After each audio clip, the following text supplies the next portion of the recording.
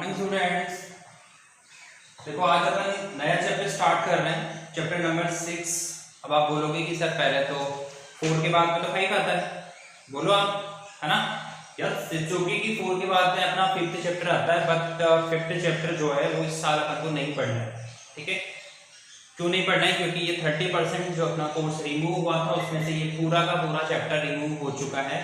So we will start about chapter 6। आज अपन कौन सा चैप्टर पढ़ेंगे? चैप्टर नंबर 6 पढ़ेंगे। और what is that name? Line and angles. ठीक है बच्चों, क्या नाम है इस चैप्टर का? Line and angles. तो ये जो चैप्टर अपन आज स्टार्ट कर रहे हैं, तो मैं आपको पहले तो ये बता दूं कि ये वाला जो वर्क अब आपको करना है वो आपकी जो वो वाली कॉपी आती है ना, साइंस वाली कॉपी, लाइक कि एक साइड जो है वो ब्लैंक होती है और एक साइड जो है वो आपकी लाइनिंग होती है। समझ रहे हो ना आपको मैं कौन सी वाली कॉपी के बारे में बात कर रहा हूँ? समझ रहे हो आप? नहीं समझ रहे हो? नहीं समझ रहे हो? देखो समझो, आप एक कॉपी होती है, याद करो, उसको अपन साइंस वाली कॉपी बोलते हैं। एक साइड, इधर की साइड तो ब्लैंक पेज होता है, वाइट पेज, और इधर जो है वो लाइनिंग होती है। ठीक है, आई होप कि आप समझ रहे होंगे। अगर नहीं समझे होंगे तो फिर क्या कर सकते हैं? तो आपको ये वाला जो वर्क करना है वो उसी वाली कॉपी में करना है। ठीक है, साइंस वाली कॉपी में। तो आप ऐसा मत करना कि साइंस की कॉपी खोल के बैठ जाओ और उसमें काम कर दो। नई कॉपी बनानी है ना। नहीं तो बोलोगे कि चेतन सर ने बोला था कि साइंस की कॉपी में सारा काम कर लो। नहीं, ऐसा नहीं करना है। चलो, आई एम जस्ट जोकिंग कि आपको कॉपी नहीं बनानी है। ठीक है, और उसमें ये वाला वर्क करना है। अब आपको यहाँ पे बेसिक टर्म्स और डेफिनेशन समझा देता हूँ कि क्या है ये लाइन्स एंड एंगल्स।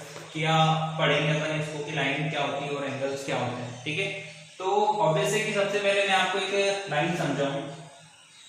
ये इस तरीके से ये जो होती है इसको आप एक लाइन बोलते हो, बोलते हो नहीं बोलते हो लाइन?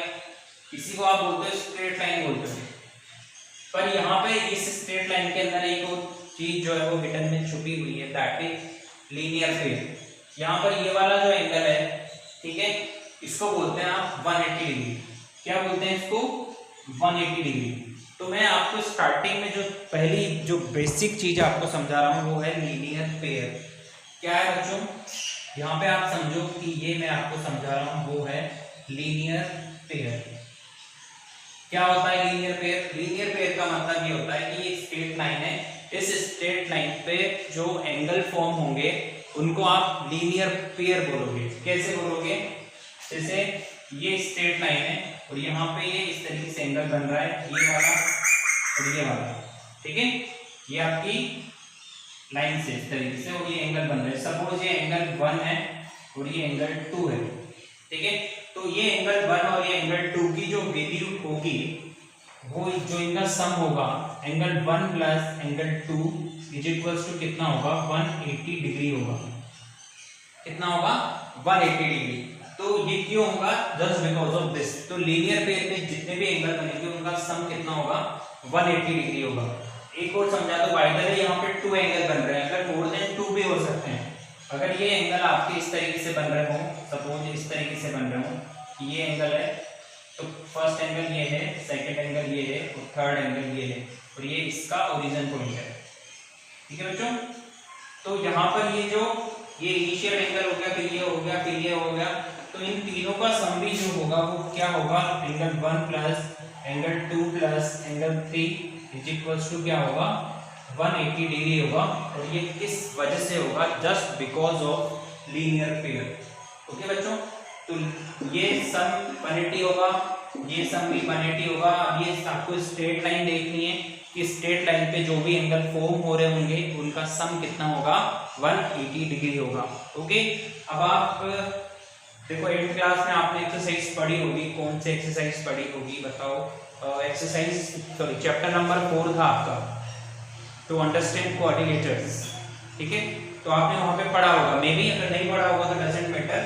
आप ये समझो कि आपको कुछ नहीं आता है, जो भी मैं आपको समझा रहा हूँ उसको आपको माइंड में अच्छे से अंडरस्टैंड करना है। ओके बच्चों, तो लीनियर पेयर समझ में आ गया आपको? ये सीधी लाइन होगी, स्ट्रेट लाइन, उसके बाद इन पे जो एंगल फॉर्म हो रहे होंगे इनका सम कितना होगा? 180 डिग्री होगा।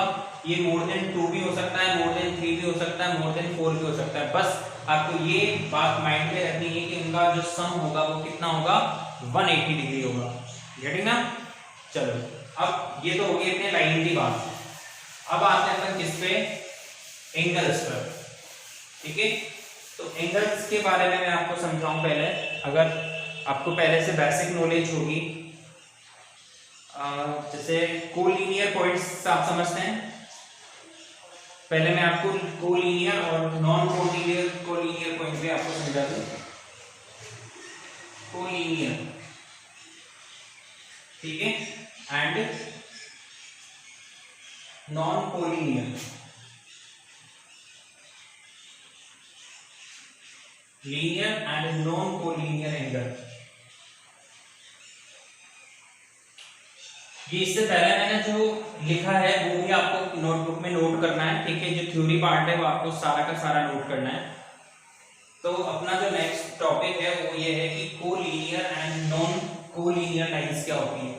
ठीक है, तो मैं आपको समझाऊं कि क्या होगी अपनी linear collinear line, sorry points. यहाँ पे मैंने लीनियर कोलिनियर एंगल लिख दिया, सॉरी, ये पॉइंट्स हैं। ठीक है, तो यहाँ पे अपने पास डेफिनेशन लिखी हुई है कि इफ 3 और more points lie on same line, अगर कोई लाइन है उस पर, जैसे सपोज ये कोई पॉइंट है, पहले तो आप ये समझ लो। ठीक है, इस तरीके से ये पॉइंट बने हुए हैं।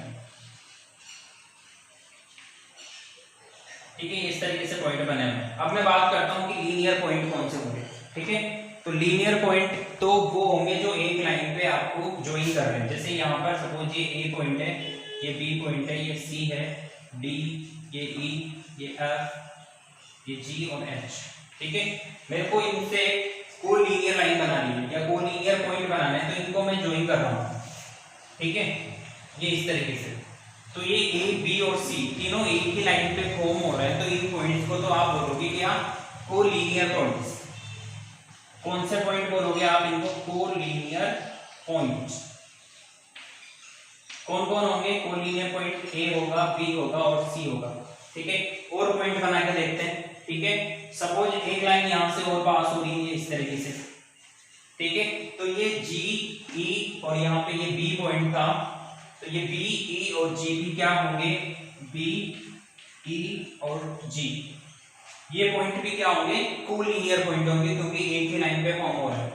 ठीक है, और बाकी के जो पॉइंट है, जैसे ये एफ हो गया, डी हो गया और ये एफ, सॉरी ई है यहाँ पे ये, तो ये जो पॉइंट है बाकी जो है वो नॉन कोलिनियर पॉइंट्स है। कौन से पॉइंट है, नॉन कोलिनियर, मतलब एक ही लाइन पे जो पॉइंट फॉर्म होते हैं उनको तो आप क्या बोलोगे, लीनियर पॉइंट। और जो उस लाइन के अलावा पॉइंट होते हैं उनको क्या बोलोगे, नॉन कोलिनियर। ठीक है, तो यहाँ पे डेफिनेशन है, मैं डेफिनेशन लिखा देता हूँ आपको, आपको नोट करनी है, मैं बोल रहा हूँ। ठीक है, इफ 3 और more points line on the same line, देखो यहाँ पे लिखा हुआ है 3 और more points are lie on the same line, they are called collinear points, otherwise they are called non collinear. तो डेफिनेशन समझ में आ गया आपको कि अगर कोई भी 3 पॉइंट्स एक ही लाइन पे लाई करेंगे तो उसको आप क्या बोलोगे, कोलिनियर पॉइंट्स बोलोगे, और इनके अलावा जो पॉइंट्स होंगे उनको क्या बोलोगे आप, नॉन कोलिनियर पॉइंट्स बोलोगे।